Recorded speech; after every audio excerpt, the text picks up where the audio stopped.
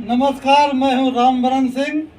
17 news India में आप सबका हार्दिक स्वागत है। देखिए, देश में चुनाव का माहौल चल रहा है। ये जो चुनाव का महापर्व है, इसमें आप सभी लोग भाग लीजिए। आपका चुनाव आपकी आवाज़ है, आपका वोट आपकी आवाज़ है। आप लोगों का एक एक वोट लोकतंत्र को मजबूत करेगा और मजबूत सरकार बनाएगा।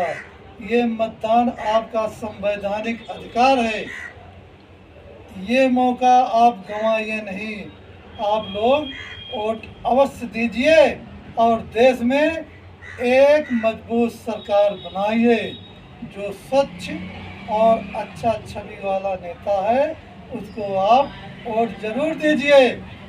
ये मतदान जो है बार बार नहीं आता, 5 साल के बाद एक बार आता है। इस मतदान को आप खोइए नहीं, मतदान अवश्य कीजिए। आप लोगों को बहुत बहुत धन्यवाद।